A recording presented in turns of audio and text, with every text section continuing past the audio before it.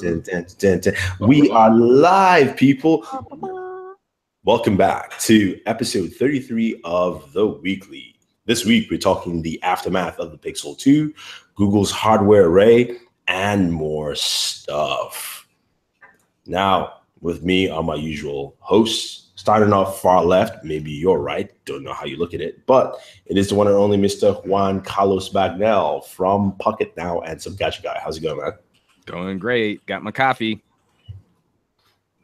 Cool. Next up is the one, the only, and his lower third is up. Black Iron _ man, aka, yes, his other name is Sam.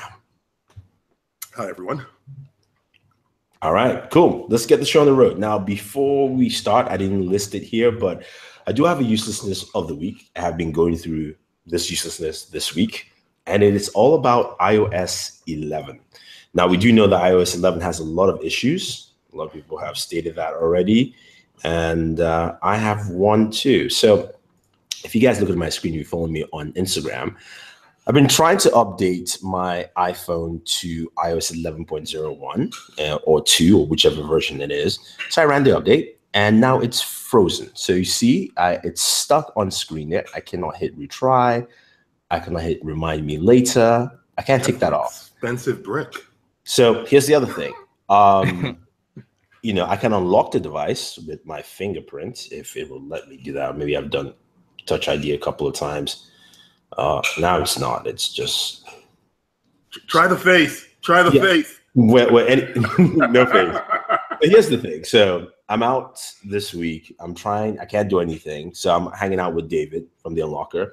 And David's like, because he always does a lot of iPhone stuff. He's like, don't worry. We'll just, we'll reboot this for you. Hit the power and the down button.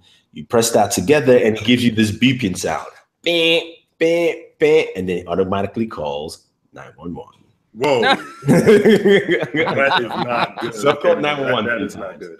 Now, that's when he was sitting in jail. That's hilarious. And so, I did a hangout yesterday with David and Michael Fisher. And a couple of people were like, try a couple of options. I have tried those options. This is from Apple's website.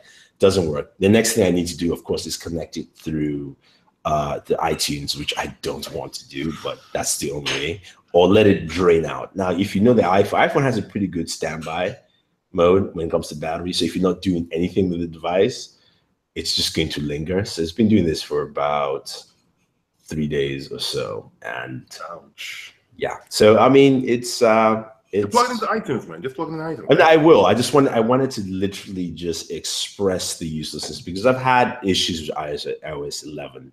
Wasn't that big, but there have been issues, and a lot of people have complained about different things left or right. And for me, this is just a dumb one because it shouldn't be doing this as a device at all. And the fact that I've called 911 3 times and I've heard, hello, this is 911, and I dropped the phone and ran away.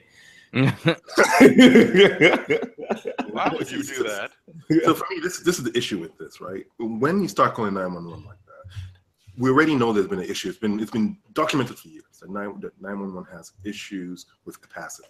Right now, if this is an issue that's happening to more than one person, let's say just even a dozen people around your neighborhood, that's adding to that capacity issue. Now, that's my main issue with that's actually going to be flooding 911 calls, right? Where people are just literally either going to be. I don't know that it's really going to be overly contributing to. I mean, I added my. I'll put it this way: if it's happening to E, he's probably not the only one it's happening to. Right, but I also think that a lot of people like, hey, that happens to them once. They might contribute one bogus call to 911, and then be like, I just gotta go to an Apple store. You're just especially dummy. We're of the mindset that like, no, I'm going to fix this problem, and then you keep calling 911. That's really more, I think, an E problem than like an Apple. You see this brick of phone, right? I'm gonna toss it out the window, and it's gonna come through your window over there and smack you on the head. My windows are all closed. I mean, like, are all closed. we can criticize iOS 11. I just don't believe that it's overly contributing to the congestion on 911 lines. I don't think that. I'm not saying it's what's causing or like a over congestion. I'm not saying it's causing. I'm just saying concerns me. That's what I'm just saying. Even if it is contributing, I'm thinking it's contributing into like 0.0001 decimal places. of a percentage of bogus 911 calls. I bet there are more people whose kids are calling 911 by accident because of lock screens. You know, like that's probably a bigger problem for 911 than bricked iPhones. Yeah, I'm just stating my uselessness of the week, and I think it's kind of massive. Well, I don't know. I mean, like, I'm pretty sure Warren would disagree with everything that you've just said in that iOS 11 is obviously the best operating system for the best iPhone that's ever been made. So I think you just need to check yourself. Trash. Warren's like, I don't understand what you're talking about. iOS is awesome. Warren's is like trash. All right, let's move on to our topics for the week. Google made its big announcement for the Pixel 2 and Pixel 2 XL, and also a lot of hardware. I mean, Google came out hardware swinging. But let's start off with the Pixel 2. That's why I said Pixel 2 aftermath. Like, you know, what do you think about this device? Now, none of us here, I believe, got hands-on the Pixel 2. So we're just talking about what we've seen from other people's hands-on, you know, what we kind of like or don't like about the device, that kind of stuff. So I'm going to start off with you, Warren. The Pixel 2 XL. I know you put up your video. I saw that. You know, let's do this briefly. Let's do a brief like snapshot take first before we jump in. So snapshot quickly. What do you think Google has done with the Pixel 2 and Pixel 2 XL? They made phones. Wow. I mean, that was not the kind of snapshot I was looking for, but You said snapshot. All right, moving right along. all right, fine. You know what? No, I mean, I think they've just catered more to the casual audience and trying to compete against Apple, and that's what they're doing with it. Okay. Sam. Inconsistent. That's just really what stands out to me about it. It's the design between the Pixel 1 and the Pixel 2 seem a little inconsistent, and it's really interesting to see why, to understand why they removed the 3.5 millimeter headphone jack. Let's not. We'll talk about that. Yeah. We're going to talk about that. That's my I know. I'm just saying. You just brought like fire in my soul, man. Anyway, Juan, how about you? I've been saying for the last couple of years, we're rapidly approaching the post-smartphone world, and Google's strategy on this hardware release really did seem to focus on the software and services that are going to make up a world where we don't look at our phone for every single interaction. Okay. I agree with that one. For me, two things: inconsistency, like Sam said, and software side. I liked what they talked about, showed, and did. And then I also didn't like the inconsistency because it just didn't match what they talked about at the same time in my mind. So there were a number of moments that yeah, I think totally fell into that. Yeah. So jumping deep. So let's start off with design inconsistency that Sam spoke with the Pixel 2 and Pixel 2 XL. Is that something that you guys see as not a detriment, but, you know, just how do I put it? You know, even with the iPhone, right? The iPhone 8 and 8 Plus are similar, except like the camera at the back is literally different, right? The Galaxy S is the same thing. Actually, it's just similar. It's just size, pretty much. Like, what do you think about that, Sam? Since you brought that up, you can just kind of kick that off first. Well, I think for me, what really stands out is design, right? We know that HTC made the Pixel 2 and LG, or basically, I think LG did make the Pixel 2 XL, right? So we did 2 podcasts yesterday, and we got different responses from people trying to look it up. I think you're right, Sam, because I think the larger Pixel is using a P-OLED display, and that's LG tech, and the smaller Pixel is using an AMOLED, which is, I think, licensed and sourced from Samsung. But you see, that tends to be the problem, right? You have 2 phones that are supposed to be identical, right? They're supposed to be the same type of device with the same offerings and whatnot, and one just looks as though it's premium, and the other one looks as though it's just a mid-range phone. And the Pixel 2 XL is realistically the only released one premium phone when it comes to design, and that's the Pixel 2 XL. When I look at the Pixel 2, the regular Pixel 2, I really don't see why anyone would want to pick that up, except for pricing. The Pixel 2 XL is what to me competes with the Note 8 or the 7 or the S8s or the iPhones of the world, because just the design, the curved design on the screen, everything about the design says premium, and it's really, really difficult to understand why the Pixel 2 just seems like they used reference design from HTC and that was it. Well, but there's also the $200 price difference between the two. And I mean, we joke about it, but $600 now is not premium flagship territory. Yeah. You know, and that $650, that's at the upper tier of that crossover between like low end premium flagship and high end mid ranger. Here's the thing. How much did the Galaxy S8 launch at? That's my question. 700? Is it 700? I think depending on carrier, wasn't it around between 7 and 750? I think it was around 700 range. You could be right. I thought maybe I thought it was about 700. So the Pixel 2 is the same range as the Galaxy S8, and but it might be $100 cheaper than a Galaxy S8, and $100 I think makes up the difference of like a higher resolution, taller aspect ratio screen. No, I mean everything else being equal. If you compare launch to launch, but if you compare now, the Galaxy S8 is cheaper. Oh, I mean, that's what's always difficult about Android land is, I mean, we could also talk about a year-old flagship. You know, well, the Pixel 2 isn't a very good bargain because you can buy a first-generation Pixel now. I mean, we know prices fall really quickly, but I think if we're looking at what the manufacturer intends the audience for this phone to be, then Google is not intending this phone to be a direct competitor against what Samsung positioned the S8 at. It's just right now you can go and get a BOGO deal and get like 2 Galaxy S8s for, you know, a half a ham sandwich and a hearty handshake. No, true. But that's the thing though. It's the positioning, and you know, going back to Warren's point, it's okay, where they position this phone, we know it's an iPhone competitor. Even that too, I guess you could say because the iPhone has a shitty 1080p display, I'm gonna call anything that price like 1080. Look at the iPhone 8 as a 750p screen. No, I'm serious. Google, I think, is really taking this argument seriously that this is the Google iPhone. So iPhone 8 to Pixel 2. The Pixel 2 is a significant step up in a number of different areas. And the Pixel XL looks like it's going to be a competitor that lives in between the specs of the iPhone 8 Plus and the iPhone 10 at $150 cheaper than the iPhone 10. Yeah, I mean, true. Going back to the inconsistency point though, I was disappointed with.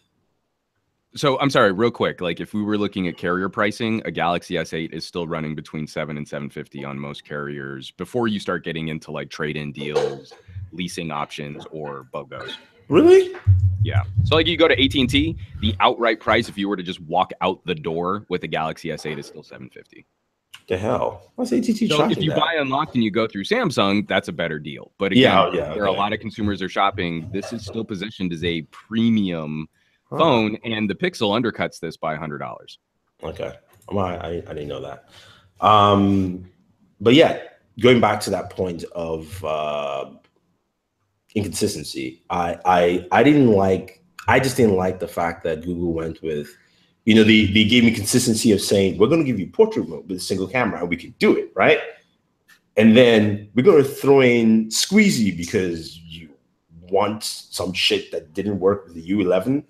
And then we're going to take off the headphone jack because we cannot come up with a good reason, and we'll make one up 30 minutes later in an interview. Those kind of things I don't like. At least Apple lied on stage and told me it was courage. You know, I almost prefer that stupid slap in the face that Apple gave me than the. We're just not going to acknowledge it from. Yeah. And then I like the AR thing they did with the AR Core, accepting the fact that they made missteps and saying now we're releasing AR Core, and then I'm also getting this mixed messages with the.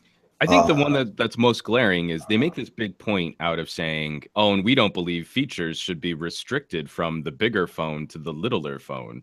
And you're like, well, but you're literally showing me 2 completely different screen technologies, ratios, aspect ratios, and resolutions.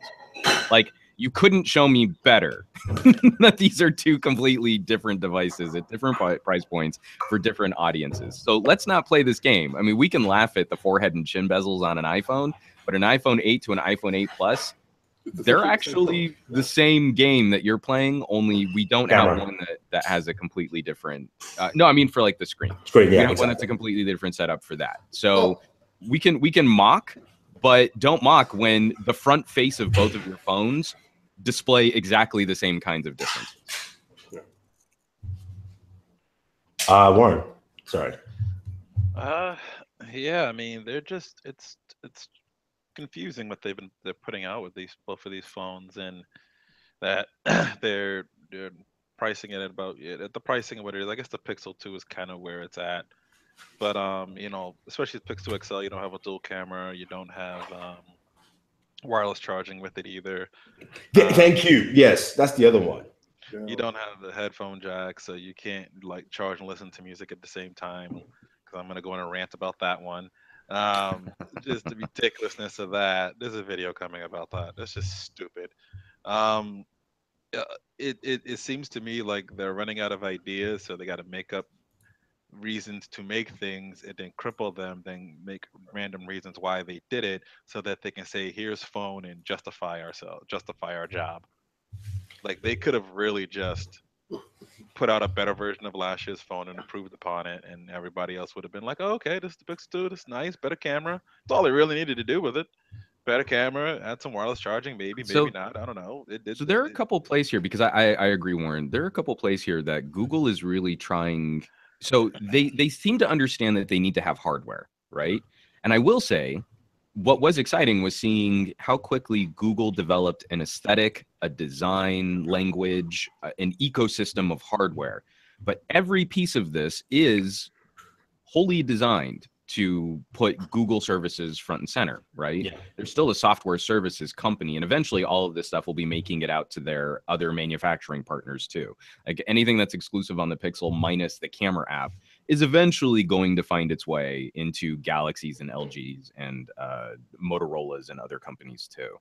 But a lot of these plays too, like The Verge posted a story about the headphone jack and about how Google's going to create the USB standard. And you're like, why is Google creating a different USB audio protocol when we have USB audio drivers? Why can't we just fix Android so that any USB audio product can work like it does on an iPhone or an iPad? You know, like if I plug my Focusrite interface into an iPhone through a USB adapter lightning connector dongle, it shows up and the phone knows basically what to do with that hardware.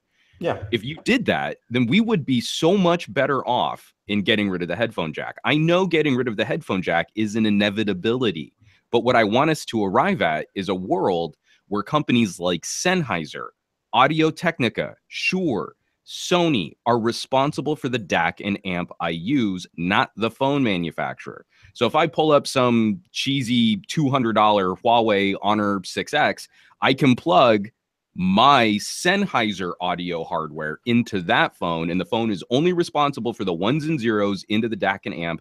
And I can actually invest in a proper USB audio standard that follows me wherever I go. And I can move it from my phone to my PC to my laptop to a tablet, because it's all using an accepted, understood USB audio standard, not this new made by Google thing that may or may not be cross-platform compatible. Let's be realistic here. The play is for them not to be compatible with each other. So it's very true. Exactly for each other. And so exactly the same criticism I have of Apple and the bullshit we go through with Lightning and MFI. I now have to have that same conversation with Google, only with a fan base that now they'll forgive Google because it's Google, instead of like really criticizing what's a bad play, regardless of what company is doing it. Well, no, I also think the reason that they're bypassing it is because I just think in the end right now, Bluetooth audio is increasing in terms of popularity from a lot of people. So they're just going and buying that and just like, all right, I don't have to worry about that port and that issue right now because it's not my primary way of listening to audio on it. The only thing I need that port to do is essentially just charge the phone. That's it. Doesn't you don't really people don't really unless you know transferring data to and from the phone off and on, depending on if you're going to put content on it of some sort and you don't have an SD card to do it with. But that is really where I think a lot of people are. I mean, it's frustrating in one way that they're forcing people to essentially spend, I guess, you can go on Amazon and get some Bluetooth headphones for about $20 that are a decent pair of something from some random Chinese company, whatever their name is, XYZ is there, and that can be done. Well, and I at least say with that headphone itself is going to be better than anything they ever bundled wired inside of a box. So at least people are getting an understanding of better audio quality on mobile devices, because that's not something that was happening people before. don't. That They was still don't know. calm your audiophile leading us down. It's no, I'm not even talking about. Oh, I see it in your face. You're about to go. No, I'm not, because I'm not even going to go there. I'm not going there. Yes, you are. You're waiting for it. Because here's the thing. Here's the thing, and I have to give whoever wrote this on The Verge credit for it. You know the article. There's some person who said Google was going to create this USB standard. There's an article that somebody said he's sick and tired of these accessory walled gardens that he's going to get into between Apple and Google. And the problem, the person goes, at least on Apple's side, Apple has the sensibility, especially with the W1 chipset. It makes that Bluetooth pairing so much better. It makes that synergy there a little bit better. Not sure what Google's going to do on Android. Well, no. But, I mean, but also the fact that because it's Android, is it going to go across every Android device now, or is it just a Pixel thing? Well, and we have that Google is actually creating another segment of fragmentation in the Android ecosystem here. No, but I mean, like, I can say like W1 is kind of cool for that convenience factor, but we have this thing called NFC that I've been using since the Nokia days. That I would tap my phone on a Bluetooth speaker and it would just work. I would tap my phone. No. I'm not disagreeing. I'm just saying you don't have to do that one time. No, I mean, like, for as much as I'll ever agree with the point from a Verge writer, it's like they still have to misrepresent like an existing technology that already did that really well. Oh, the W1. You're like, yeah, but if your iPhone could just utilize the NFC radio for more than payments, you could do the same thing. Oh yeah, no, definitely. But going back to the point of saying that, even understand what. No. If you read the article, the person didn't actually state it like he was happy. He was just saying that at least Apple had just concisely said, "Fuck it, this is what you will do." Excuse my language. As opposed to what you're not going to get on Android is the fact that Pixel will do something else, and since Android users tend to switch devices at some point, when you go from a Pixel to a Galaxy. Will you have the same synergy with your Pixel Buds that you just bought? Or would it be something different, right? And that's what we're getting. And that's why, like, even if, yes, what Pixel Buds? They didn't even, I don't think those Pixel Buds, aren't they Bluetooth enabled? No, they're Bluetooth, right? I'm just saying that if yeah, but so there's no wired for them, so that thing should work. And it's using Google Assistant, which is going to be in every Android phone, to power itself. So that actually shouldn't be a problem. Yeah, but the way so what I'm hearing from that, especially it shouldn't be a problem, but I'm worried that they're going to create. It's right now that translation feature, the way it's implemented, the fact that you basically your own translation comes in your ear, comes out from your phone, is first a Pixel feature before it becomes an Android feature, and if it becomes. And to Warren's point, it shouldn't be an issue. Yeah, I agree. Which would just mean which would just most likely mean there'll either be an Android update or there'll be an application update when you buy the headphones to go and grab whatever you need to make that translation happen. That isn't a hardware limitation like we're talking about. I didn't say it was a hardware limitation. We're just saying that. I think it'll be a software limitation. Yeah, exactly. And because there will be a crippling where it won't flow as well. Because then, just like I can use. But how do we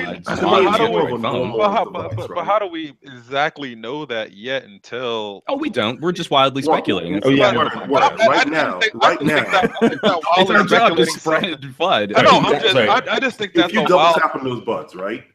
What it does right now, the functionality right now, if you double tap on those buds, is to read your messages out loud when you get a message. There's no skip and there's no back. Right now, if I have a Bluetooth headset and I double tap, what does it do? It skips forward. So that's already a huge difference that might have issues in the future, where you have a feature that works on your Pixel, and then you translate it to something else, and it just might not work, or it might do something totally out of the ordinary. That's like a huge question mark right now. Yeah, but it's a question mark I think we're overblowing the hell out of versus something that they can easily software drive down versus I agree, they're Warren. screwing with they're screwing with USB and audio and headphone jacks and creating all these crappy accessory standards that's forcing everyone to go to Bluetooth until they could find a way to fuck with that to fork it around as well too, where you can't use Bluetooth on this versus you can't use it on that and whatnot. But That's the next thing. I do you agree really that think we're USB audio is going to probably really catch on? Do you really think USB audio on a mobile device? Hell no. No, Yeah, it's- so it's you- like- it's Bluetooth. Let me repeat that. Hell no. There's not one high-end manufacturer's even sniffed it looking at that thing in terms of making headphones. No, it's not going to happen. They'll all just move to Bluetooth. They'll just move to a more universal standard, more widely accepted, it's much easier to develop for, and and tons it's of easier to devices build use in a it. higher margin because people understand wireless is more expensive, even though a nicer DAC would probably cost even more. Yeah, but I'd love for them to try to figure out a way to get the DACs and the headphones and just let the headphones do the processing. And Yeah, screw it in. it still doesn't matter if you're still going through Bluetooth 5.0, what you're getting in terms of Bluetooth audio was fine. You just stop crapping on it so hard. You I will. You poo-poo on it like it's the worst thing in the world, and it's not. I will crap Yeah, on it until Can we go pull up your video where you sit there and say Bluetooth audio is rubbish? It is not rubbish. Okay. That video I said that was how many years ago? No, yesterday. No, I didn't say. Yes, you did. Don't make me make. I feel Warren might be slightly misrepresenting the time frame. Yeah. Okay. Now, a few years back, I definitely No, said a few years back. It is your video that you just put up. You put that up. It's in your video. Okay, fine. You know what? I would take it at what I said. From I commented on that video. No. I was saying it was there. and I skipped it. I do notice the difference between a Bluetooth headset versus when you put on even just like regular cans. They don't even need to be high-end cans. Yeah, there's a difference. There's a notable difference. There's a connectivity issue even with Bluetooth sometimes. Yeah, exactly. That's the other part. Especially during winter. There are issues with Bluetooth, but I get what you're saying. Bluetooth audio is not unusable. You can definitely. I use Bluetooth audio all the time. It is very usable. It's not the same sound I get out of some of my higher end headsets. But yeah, but it's also the conversation. It's the conversation that we need to have. Like, I'll do a review of bone conduction headphones. I'm a really huge fan of Aftershocks, and I'll get numerous comments saying like, "Oh, but the audio quality," and you're like, "That's not why you buy these. It's okay to have more than one pair of headphones. Like, you can understand that there are situational specific uses for audio that, you might want to have something different in your lineup. And it's not such an extravagance that you would maybe consider these sort of additional purchases. But you have to go down that rabbit hole of saying, like, if I buy these, Google Pixel Buds, like, they're going to be for everything. And you're like, well, maybe not. Maybe sometimes you will want a cable. Maybe sometimes you will want like a true listening experience. You want to sit down and just consume an album. If that's something you're into, then yeah, you're going to want to shop something other than a Bluetooth or other wireless connection. We're also not placing the factors in the fact that what type of audio are you listening to? What are the majority of people listening to? Stream compressed MP3s coming out of Spotify. Whoa. So, there is a small, minute amount of people that will care more about having higher quality files to listen to higher quality audio coming from their device. But everyone else is just listening to whatever the hell is streaming online.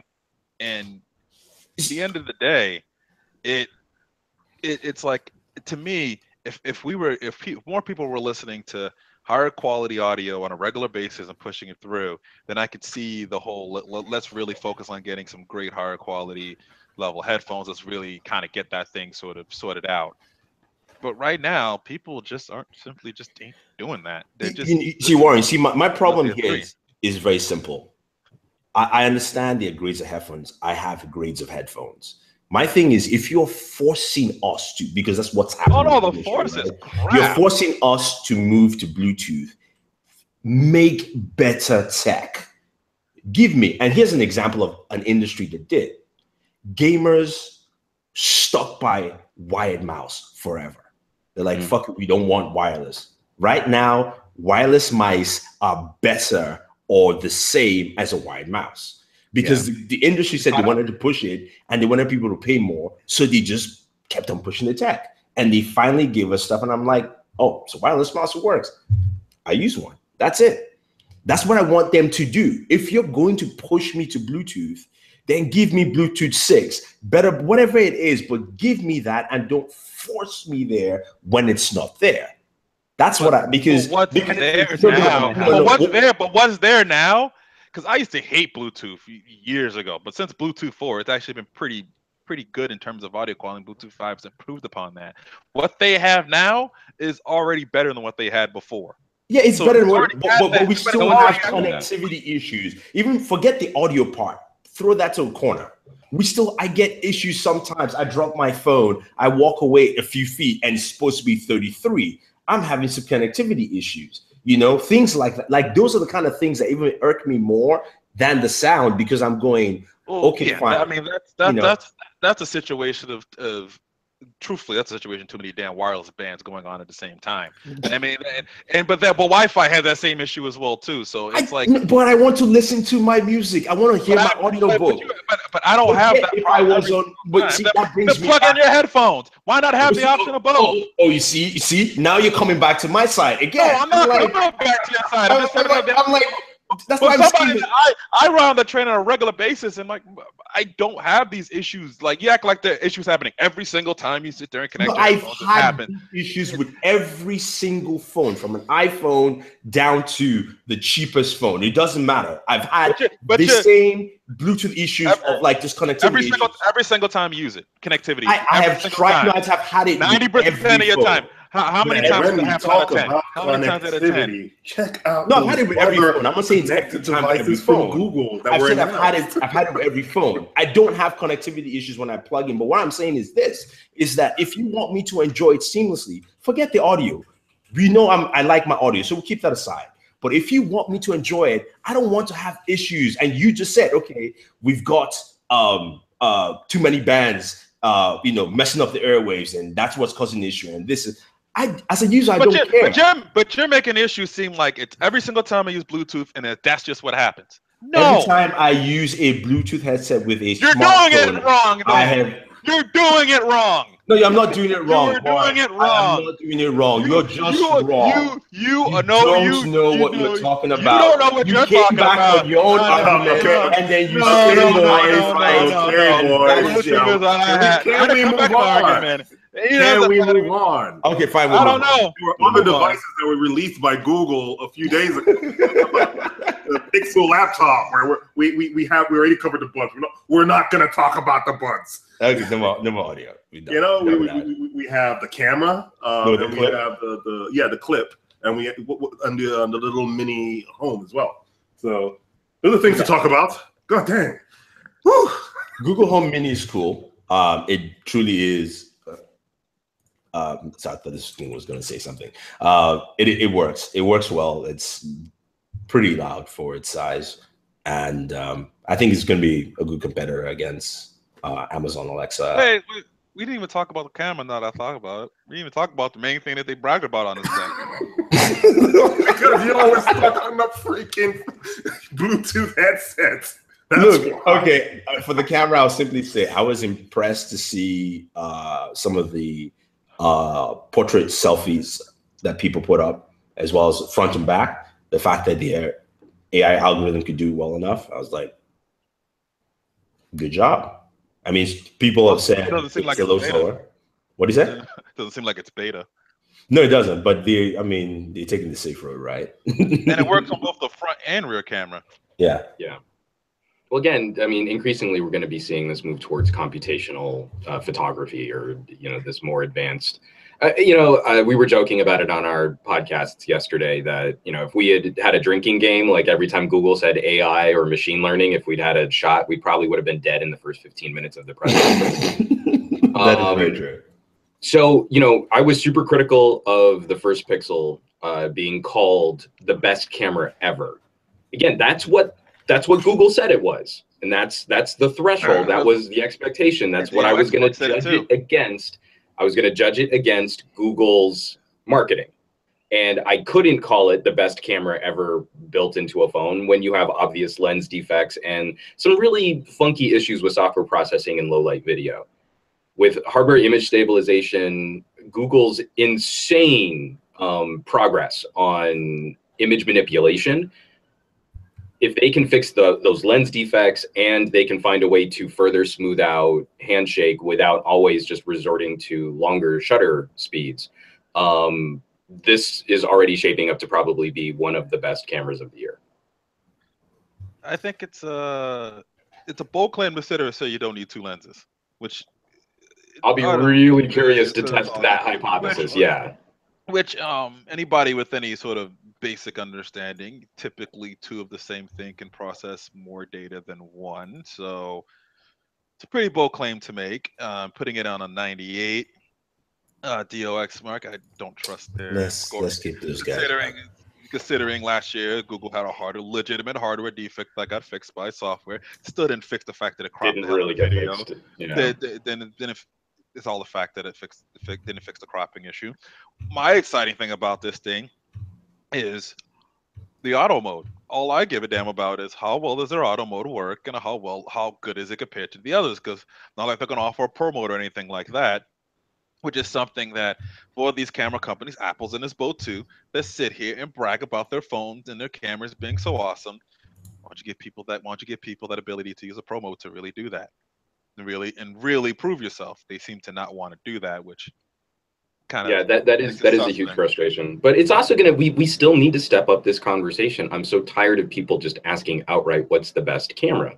And if my choices are an LG V30, a Note 8, and a Pixel, you've literally given me 3 completely different product segments. Yeah. The Galaxy cameras are phenomenal all-rounders, but they're not ever the master of any one feature or mode. A V30 is really going to shine in the hands of someone who enjoys digging into a manual mode.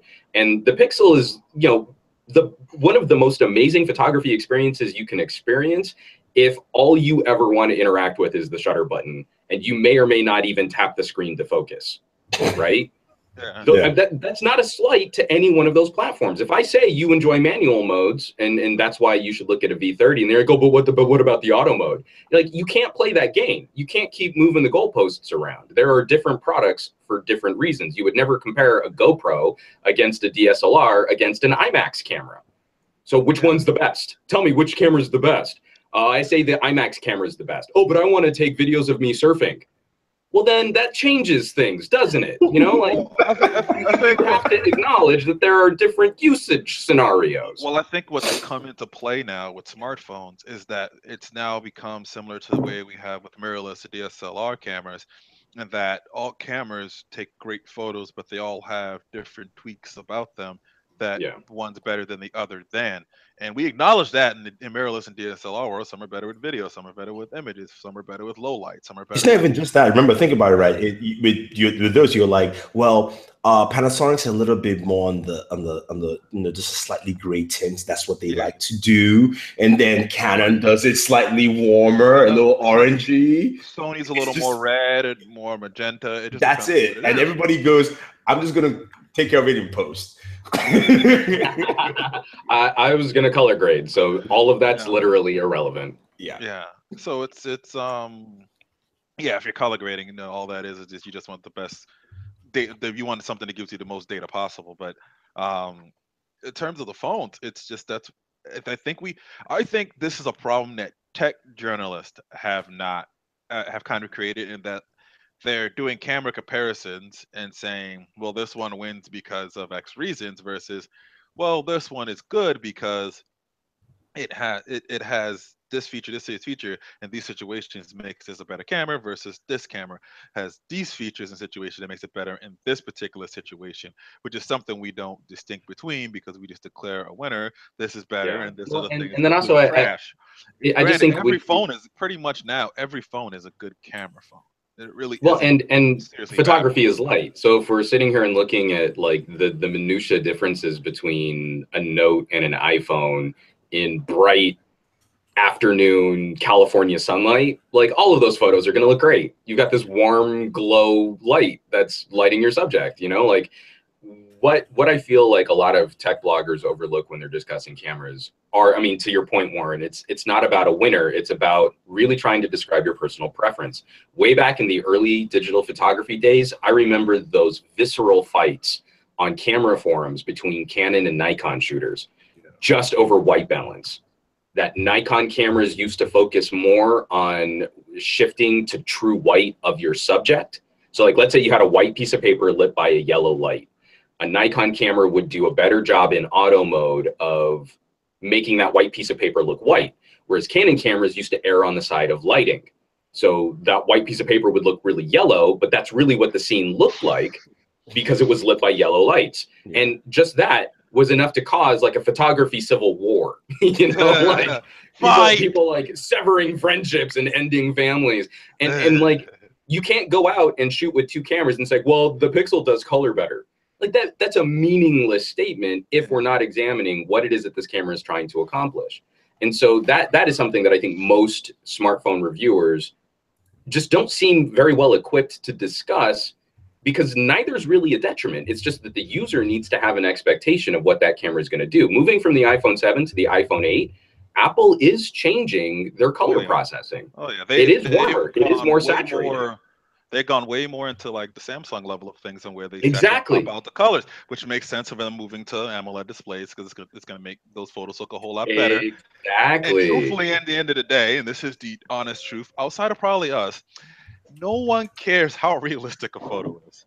Nobody honestly cares. I tend to think when most people talk about cameras when it comes to mobile, it's more of a, will this replace my point and shoot right off the back? Once I just and that's about it. That's for the last 4 years, yes. For the last 4 years, you've not been missing out, except if you wanted some ridiculous zoom. That's it. Okay. But I think what we should judge. Sorry, I just want to get this one more point out. I think the way we should judge all cameras, even from your big regular DSLR mirrorless cameras to your camera phones, and saying if it's good or a bad phone, if the auto mode sucks on it for whatever reason, to me, that at that point it is a garbage product. It's an auto mode that at least takes a solid photo. Are you trying to call out the essential phone? Then like to me, it's like if your auto mode on any type of camera sucks, because that's supposed to be the mode that is your consumer entry mode. It's supposed to do everything for you to get the consumer to look at that photo and go, "Wow, look what I did," even though the software did it for them. If that mode sucks, then your camera is failed. Yeah. All right. I wanted to ask you just a couple of the other devices. I know you mentioned the Google Clip. Any interest there, Sam, or is it just something you were just, Well, no, it's to me, it just looks very much like a camera that could double as a body cam. And that's essentially what it is, right? It's essentially a body cam. There's a company that had something like that. So. Front Row. It's called Front Row. That's actually made by Ubiquiti Networks. Surprisingly, people that make basically mesh Wi-Fi. Oh yeah. And Ubiquities. They're getting into this space, and this is what they presented, which is Front Row, which is this little camera. Funny, someone showed it to me at work. One of the clients he got like some type of emailer about it or something like that, wanting them to invest in something or another. And he was like, what are they getting into this for? And I told him, I guarantee you, they're waiting for the right YouTubers to grab this thing, and then this thing is just will launch off. And what do I see the other day? Your average gamer with it. I say, yep, there it is. That's all they needed to do to get that product talked about, because it's been out for a little bit. Yeah. But it's absolutely geared at, that's more geared at, I think, live streaming and stuff like that. I think the Google Clips thing is kind of like taking pictures and capturing the moment kind of at random, I suppose. I guess you don't need an improved version of HTC's, Oh yeah, the Re. Yeah. I mean, pretty much. There's something that just feels so, we keep going down this road of, like Instagram filters. Well, you could just edit your photo. This feels really lazy. And then they take off. And now it's like, we don't even need to ever push a shutter button or compose a shot, or we'll just do all of that for you and capture your memories. And you're like, but you're not gonna.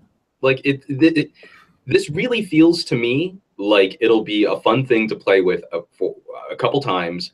You're not really going to get a lot of useful stuff out of it. And then it's just going to end up creating more digital noise that you have to sift through in your Google Photos bucket.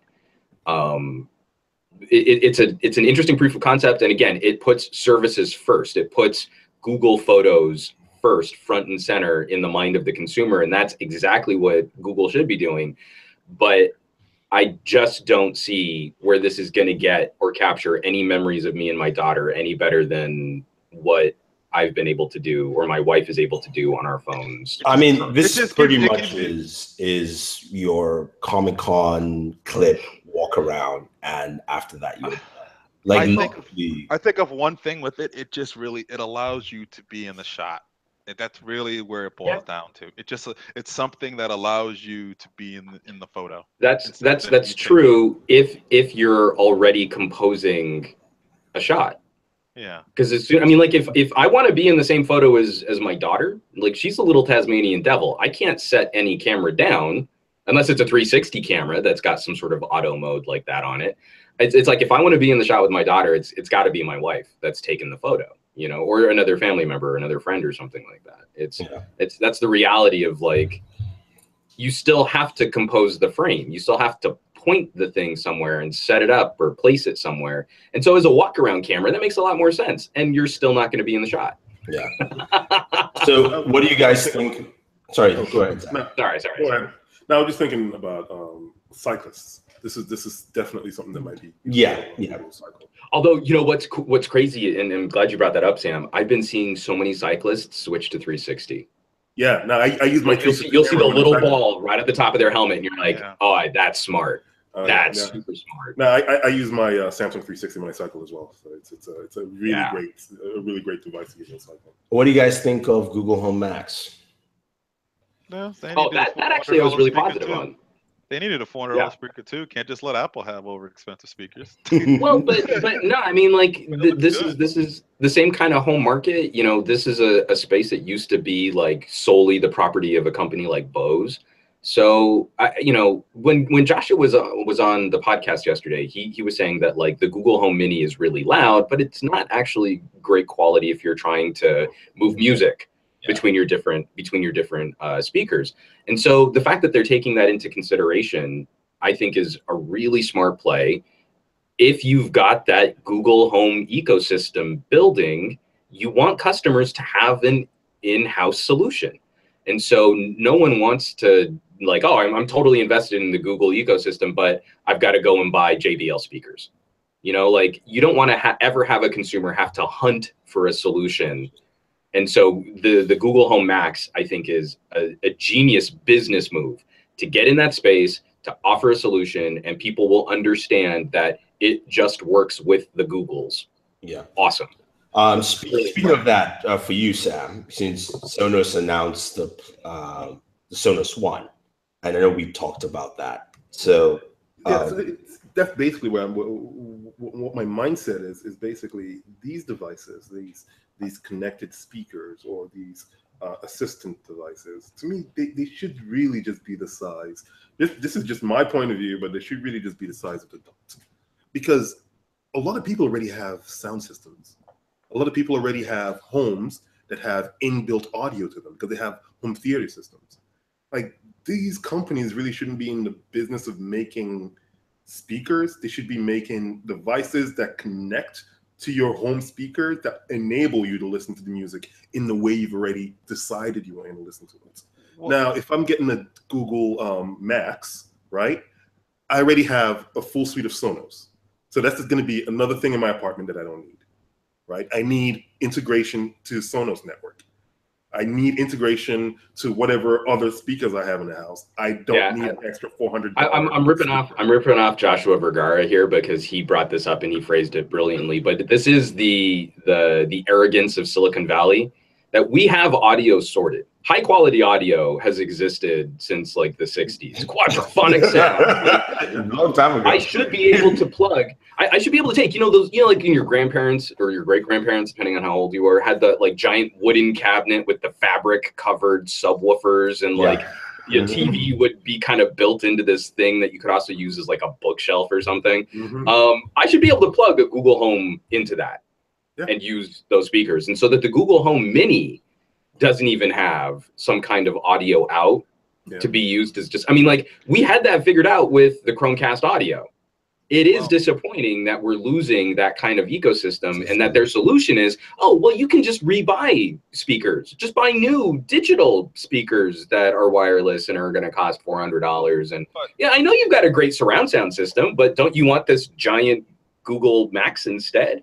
There is sort of an arrogance to them, like reinventing the wheel on us when they absolutely didn't need to. But do they, though? Who is their target market for this? Do you think maybe it isn't the people that have the type of space or the type of money that to be able to invest in? No, but it's not just that though. The people who have the kind of money to just be able to plug and play directly into your ecosystem, you want the high rollers on your side, just like you want the broke college students on your side. But there's a new set of high rollers that have not invested in those things or have those things available to them. We also have apartment buildings. People that are in apartment spaces and stuff like that as well too, that they don't necessarily have a sound system built that way. They want something that's simple that they can take with them to move to the next place without having to build something within that place. I mean, that home should exist. No, I'm not saying it shouldn't exist, but it's true. But you also have people. One thing that a lot of people have that the TV industry has pushed well is sound bars, right? Yeah. For the longest time, so many people have that at home.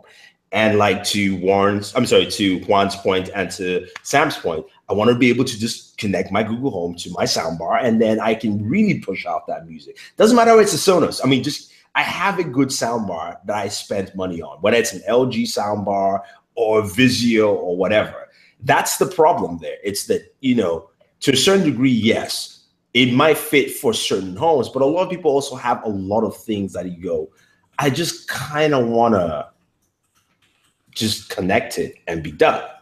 Yeah. And not have to. I agree. There is a market for it. It's not like there isn't. But a lot of people also... It's the same thing. It's like we talk about getting rid of the headphone jack, or we're talking about only one camera sensor in computational photography. There is this sort of mindset of, we can change something that you've always relied on, and this is our solution for it. And it's not necessarily better than what you already had, but it's different, and it includes this one new feature. So that's the price tag to play with this new feature. And there is a disappointment there that we could be integrating into existing systems really well. I'm not going to buy new audio anytime soon. I think that's coming, but you have to establish your own ecosystem before you can play with others. To let them establish what they have, and then eventually look at what Amazon just did with all their Alexa and Echo Dot speakers. Then they created that one device that will connect to, I think, to existing phone lines or something like that, to be able to use Alexa with it. But they established everything else within their own ecosystem, then created something that can work with other ones afterwards. So I think we will get to that point, but they have first got to say, hey, here's what we have as a solution. We want to push this out there. Oh, now that we have our solution tuned and out there, now we know you have something already. Here's something else we can add to it. And now we fine-tuned it enough to make sure that this will work with any speakers, stereo sound system that's out there and available. So I think it will come. I think we just have to be patient for it. I mean, I do hear you with that, and not trying to bring back Sonos up, but one of the things they did early was actually having an app for me to use my turntable, something that's super, super old, so I could play on Sonos. And that was earlier in the game than later of saying we're creating this huge ecosystem. So, I mean, like I said, I understand that approach. I'm just saying that to me also is one of those things where, I wish you were able to give me both, to say, look, here's a Google ecosystem. If you really want that, you can do it. But also we want to show you that, yes, we still want to be part of where your own ecosystem is. And what you have in your home, and not necessarily change. But it's business. It's the way it is. I mean, even going back to but you got to remember what Sonos initially was. They were just remember that Sonos essentially was just a connected music system that you ran through one particular system that allowed you to play audio in different rooms. They weren't the ones pushing out speakers at that time, so they had to make that connected amp to work with existing people because that's the target market that they were aiming for at that time. It's changed so much now. Back during that time, you didn't have these portable speakers and all these other different audio devices and different ways to connect. Sound bars weren't even the biggest thing around that time. That's something that's also very recent in the last few years of everybody getting those things because they're giving them damn near away for free when you buy a TV these days. But so I understand why Sonos had to make that Connect amp because that was how they got into the ecosystem to grow their name. I think now, fast forward to now, I think it has to be, here is our giant ecosystem of products that work with our particular software and services and our audio and such. And then here's this extra little dock or connector that allows you to work with all the other things that you already have with it. So it has to come. I think now the idea is it has to come later. You have to establish and come later. I will say though, I do give Sonos credit for the Sonos One is what it's called. The fact that it is platform agnostic and the fact that it will work with both Alexa next year, early next year. And you know I have an issue with that, but I know you do, but I like the fact that when I get it, I have a Play One there. I'm replacing that. My Google Home is gone.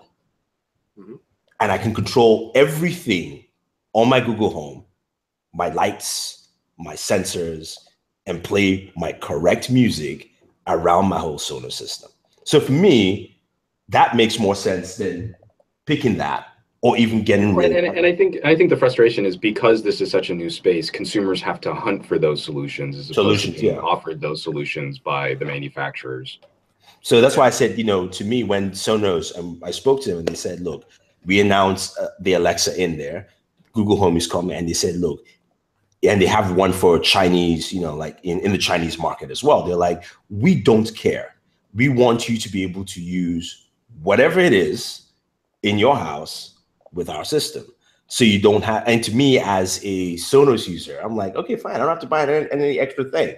Like that Sonos One, and you just need one. And you also have a system too, Sam, but you have one, it fits in. So I like that approach. And to me, I'm like, as long as it works well. Now that's the whole different issue. For me, I would much rather have the current Sonos solution work with either the Amazon offering hardware or the Google Home hardware, simply because I really don't think that an audio company, a company that basically makes audio hardware, should be in the business of making sure they update for any new AI updates coming from Google or Amazon.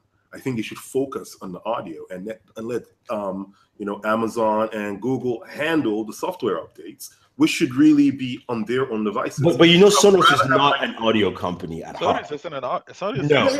Sonos is a software. I mean, this guy is.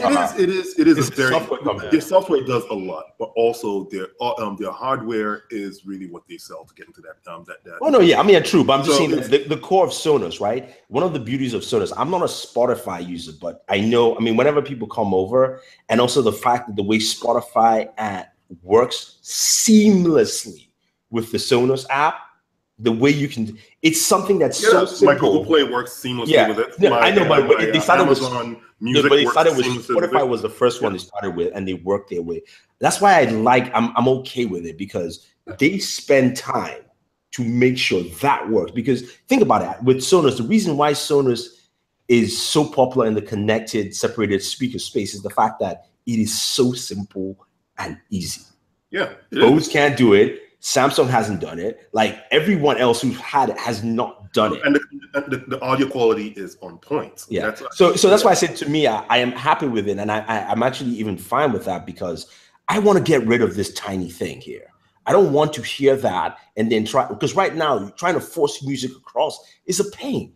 Yeah, it is. It really is a pain. And, I'd rather just be it built in. And when I'm playing it, I know that I can say, if I say, hey, Google, play music in my bedroom, it's actually just going to play for my Sonos. Done. Okay, I guess we'll have to wait and see how the updates for these. No, I think systems. I hear you on that part, but I think as a consumer, it's always nice to have that ease of use and not have that extra piece of text sitting next to something else. See, that is my main concern, because we've seen remote controls come out. Remember when having that Netflix button on your remote control was a big thing? And now it's like, I mean, now it's like, yeah, exactly. A lot of those remotes aren't going to work anymore with the Netflix button, especially if it's like an Android offering, because a lot of those, a lot of the hardware either no longer exists or no longer works. No, it does though. I mean, like, Roku is the biggest proponent of having a Netflix button. Every Roku TV, aka a Roku box or Hisense, a TCL TV, has a Netflix and Amazon button, and so far they've had no issues. Now the old Android boxes, that is an Android TV problem completely. But that's exactly what the point is. What happens when those AIs either get phased out or changes the protocol somehow, and just your hardware that you bought because it has assistance on it no longer works? I'm like, separate yourself from that. Separate yourself from that eventuality. Let those guys have their hardware and put it in your home, and they can do all the updates. Just make sure you can connect to it. I think since we're going away from you bringing up hardware buttons, but these days people could just pull up apps with a voice. I think the more we go towards voice things, I don't think that's something that they're gonna have to worry about disappearing or going away or changing or flipping around and stuff. I mean, unless if it was Cortana, you want to disappear. Yeah, you know that is I kid you not. My Xbox One, I still used to connect with it, and I still use the Xbox commands. I used Cortana for all of 2 hours, and I was like, this is the worst iteration I have ever seen of voice controls, that it has to go out to think to do the command that it took a second to do beforehand. No. We're not Zero was the shit, but Zero wasn't that great. Yeah. So I mean, no, I think when it comes to that, it's we have to see with that. But I trust Sonos on software updates. They don't play because that is their bread and butter. It's not even really the sound, which they do well, but the bread and butter is to make sure that for you to get to the sound, you don't have this Bluetooth inconsistency. I did like 3 software updates yesterday. So yeah. So, but I mean, like that's why I say, like, for me, the fact that they know that, look, that is the bread and butter, and that's what they do well. Like, you have to make sure that for consumers, that ease of use is down so that they can get to enjoy the music. They can get to listen to that sound and, all that fun stuff. All right, let's move to Huawei and the 4,000 milliamp battery on the Mate 10. Who's excited? Yeah, I'm just like with the Mate 9. If the Kirin 970 is even just marginally more powerful than the 960, but is benefiting from a die shrink, then that 4,000 milliamp hour cell is going to be formidable. Like it's why my current favorite Samsung of the year is the Active. Same thing. It's the screen is great, the body's durable, and it's got one of the biggest batteries of a phone in any phone this year. So it's one of the best performers when it comes to that kind of longevity. I think Huawei will deliver something pretty great, as I'm grinding Marvel Future Fight on my Mate 9 right now. Yeah, that's a pretty, what about plugins? Very, very solid device. I'm really excited for the Mate 10 as well too. Actually, one of our writers, Chewy, who's generally overseas a lot more often now, he loves his Mate. He actually just got upgraded to the Mate 10, and he's like loving. I mean, not Mate 10, the Mate 9. I was like, like Huawei sent me tea to thank me for showing up at an event at IFA. Like, how'd you guys get the phone? He's like, a Mate 10. Oh, oops, my bad. Broke embargo. But yeah, the Mate's always been a good series of phones. I'm excited for they I think they had somewhat of a similar large size capacity battery on a phone before. Tonova was 4,000 or close to it a few years back. I think it was one of the Ascend phones that had something like this, because their big deal was about being able to charge other devices with that. Yeah, there was a phone there's video of it on the channel. It's like Ascend something. I can't remember the exact name, but check that out, and if you want to know about that. But yeah, we always put up some great devices. I'm hoping they just bump their resolution up on the display a little bit higher this go around. But everything else has always been a pretty solid offering from them. So excited to see what they do with the Mate 10. I think the render leaks we saw a little funky camera design and the sort of the funky back that they have with it, and that I wonder how that looks and translates to real life. Here's because it could either go really good or really bad. Here's my thing. It's we're hearing this is a Mate 10, this is a Mate 10 Pro, and it looks like the Pro is the one that has the edgeless display, and the 10 has more of a standard display. I just hoping the 10 is not the 1080p one, and then the Pro is the one with the 2K display. Yeah, well, and I'm also hoping, because I think there were issues. So I don't think the regular Mate 9 ever got certification for like Daydream, VR applications and things like that. Yeah. So I'm hoping, I agree with you. I'm hoping that we'll see that finally shift over to a proper Quad HD. And then there's the 2:1 aspect ratio, Quad HD plus, whatever we're calling it, for the Pro.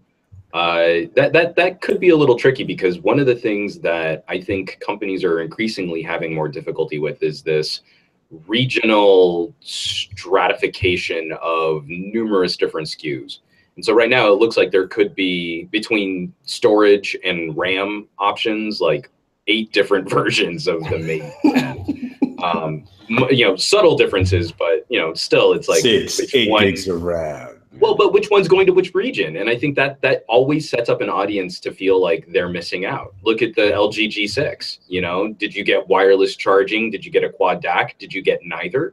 Customers in Europe felt like they got a bum device, like they didn't get the full LG G6 experience, and rightfully so. Yeah. No, that's definitely true. We'll just have to wait to see on the 16th, I think, right? Yep. 16th. Yeah, it should be coming up. 16th, so that should be interesting to see. Microsoft introduced the Edge browser to iOS and Android. Anyone, hear that? Oh, I didn't even know. I might give that a shot. I don't have any ill will against Edge. Huh? Edge is pretty good. It's pretty snappy, right? But I think they're doing it a little too late. But let's see how it works out, because Edge is really nice. I like using Edge. And that's saying a lot. Its predecessor was not fun to use, but Edge is pretty good. Yeah, so yeah, people check it out. It's available. Edge is okay. It's still got a. Nah, Edge is probably the snappiest browser out there right now for me. Google, Firefox Chrome has been kind of messing up, and Chrome has gotten a little bloaty.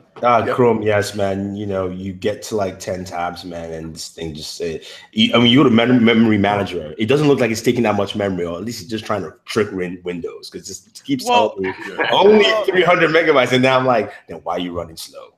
This thing has 32 gigabytes. Please use more. I think the issue with we've all noticed that with Chrome, but I've had 100 tabs open at Chrome at the same time. It's just pause a habit with that nonsense. But I think the issue with that is it's still Flash. Anything that uses Flash is just like gonna eat up your memory, gonna hog up everything. I got another Flash update, and I cannot wait to never have to update Flash ever again. Yeah. I thought HTML5 was gonna be it since 2000 what? Since when Steve Jobs announced it, right? Remember when Steve Jobs really pushed HTML5? So that's I will be so happy when Flash is dead. He didn't really kill HTML5. Finally got really solid, and once that came up, Flash. Microsoft is shutting down Groove Music, or has shut down Groove Music. It's in a month. In a month, sorry, yeah. And we'll be working with Spotify.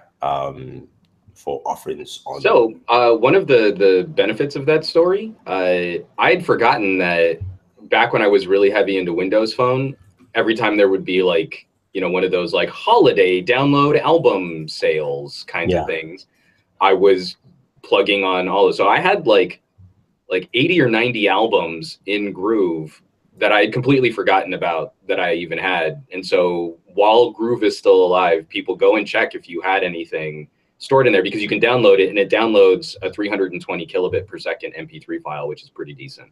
Thank you. It's worth going back in there just to check if you had anything kicking around from some of those sales. I think it connects with if you were using Zune Pass and Zune Music before and buying stuff off of there. I think.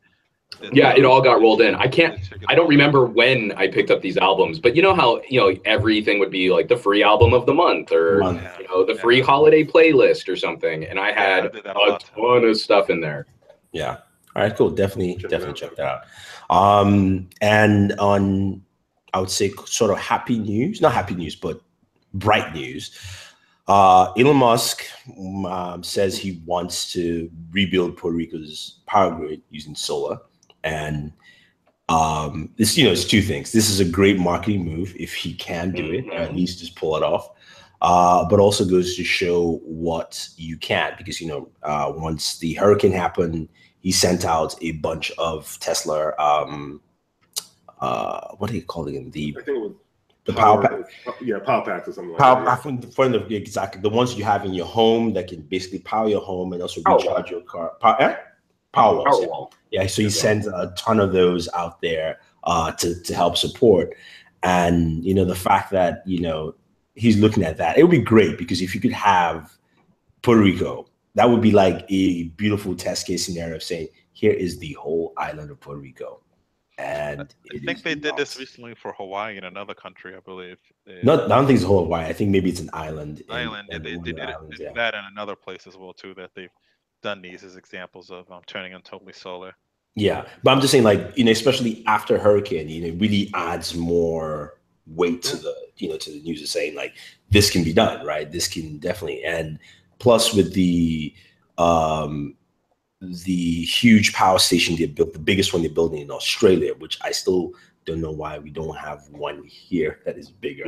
But building in Australia, this is just kind of like that momentous drive that at least I like to see, where you can clearly now go, because hey, sub-Saharan Africa should just have tons of stuff. I mean, like, look, the Sahara Desert is dry, right?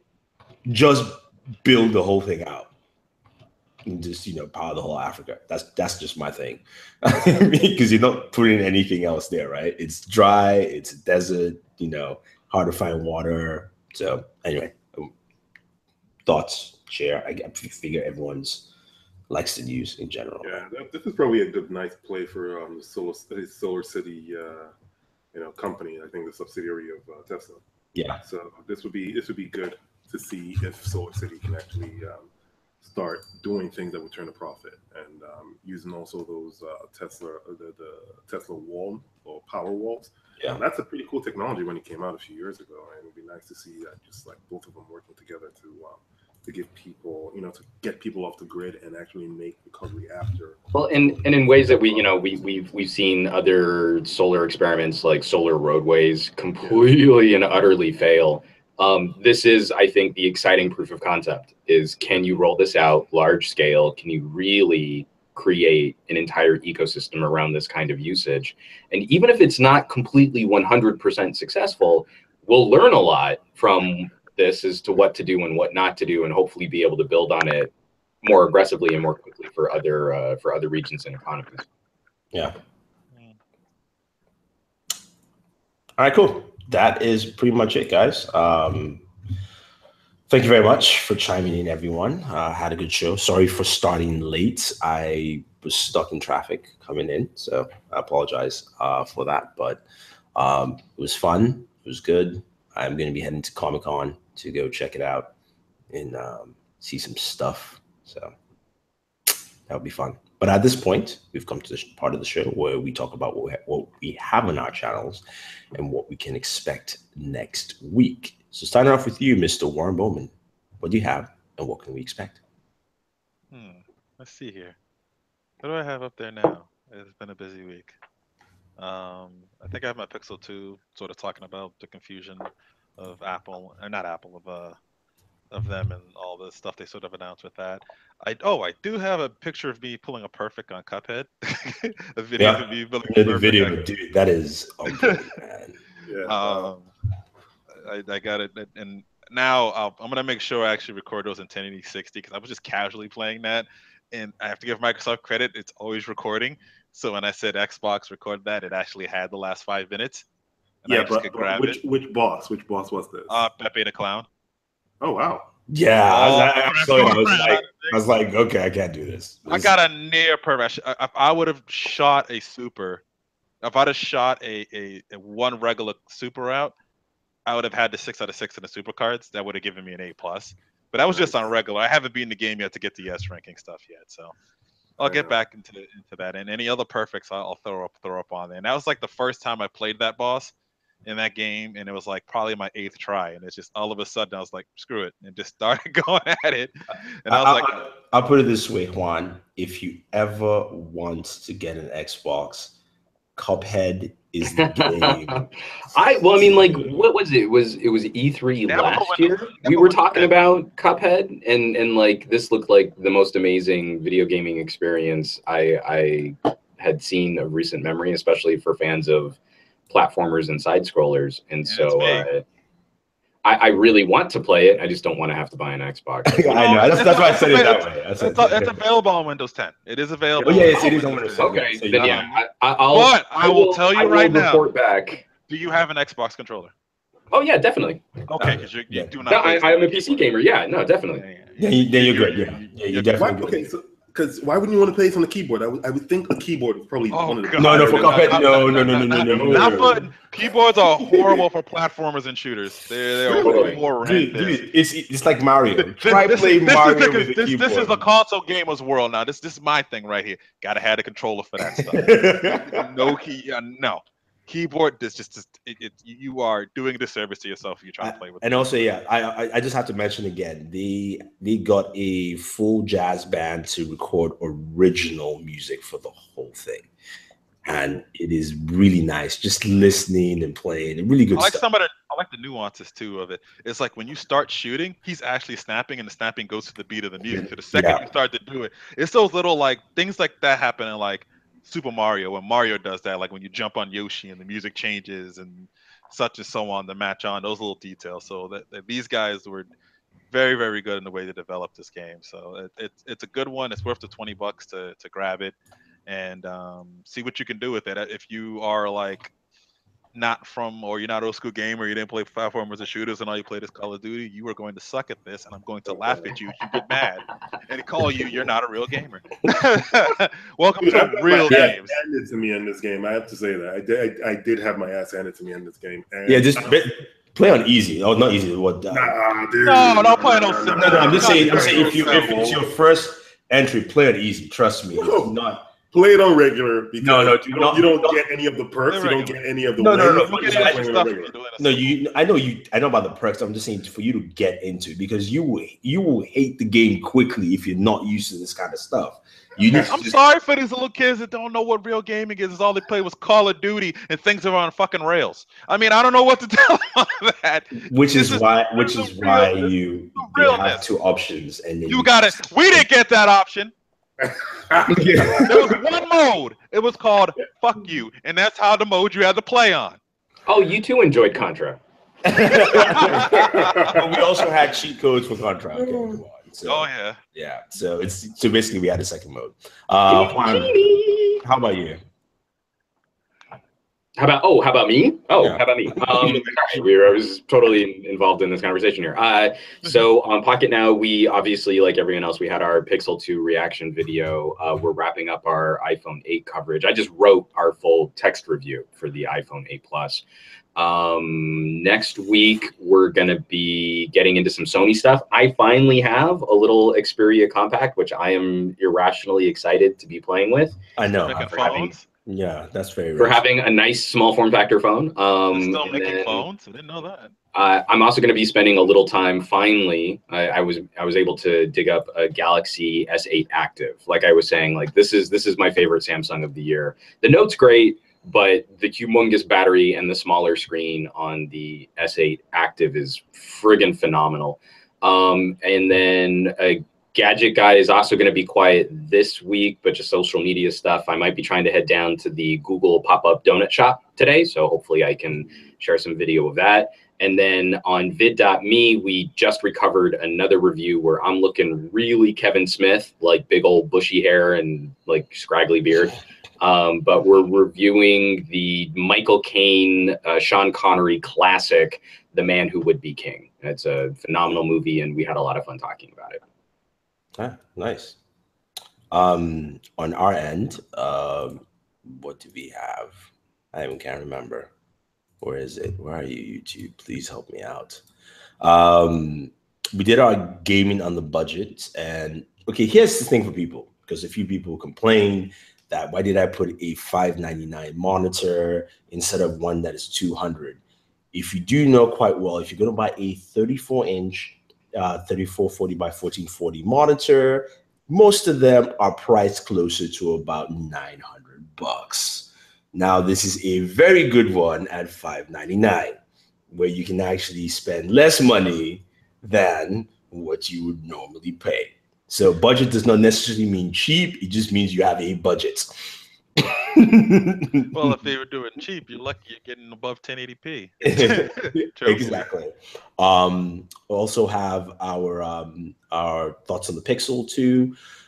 We actually got to get the Google Home Mini early since we went to the donut shop, and I won one. Basically, you win either a donut or Google Mini. That's pretty much it. You got two choices. Can you bring a donut shop to here to Boston? This here you have I'm sorry, bring it to Cambridge because you have your offices in Cambridge, and Boston and Cambridge are two different places. So I'll make the travel over the Charles. I'll roll over the Charles if you just bring a Google shop over there. Yeah. We also have my video talking about the headphone jack removal, why Google and Apple are wrong. And then we had a chat yesterday with Mr. Fisher and David from The Unlocker, so you can check that out.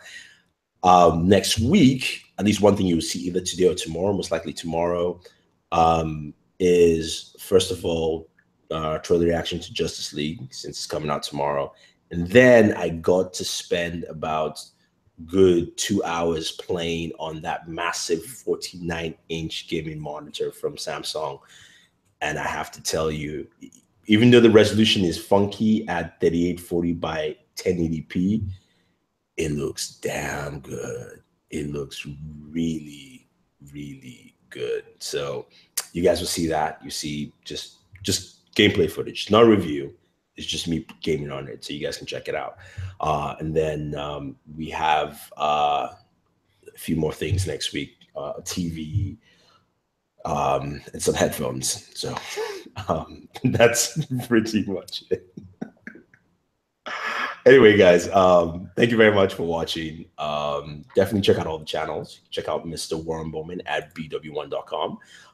Follow him on YouTube, Instagram, Twitter. That is his handle there. And you can check out all his content, as well as Mr. Juan Bagnell. He is part of the Pocket Now crew. So you can find his mobile videos on Pocket Now on YouTube. And then he has his own personal YouTube channel called Some Gadget Guy. And you can find some of his other cool content there, as well as he has a VidMe channel where you can follow him. It is Juan Carlos Bagnell, not Juan Carlos Bagnell there, sorry. But his you'll find me either way. His Twitter handle is Some Gadget Guy, and you can find him on the interwebs there. And then Sam, aka Black Iron _man, that is his Twitter handle. If you want to converse with him on Twitter, please tweet him constantly. He will probably not respond. Cesspool, that is Twitter. Yeah. And then, of course, it's Bored at Work for us here on the Bored at Work Network. On YouTube, Twitter, Instagram, all that fun stuff. So Thunder E saying thank you very much, and always enjoy your entertainment.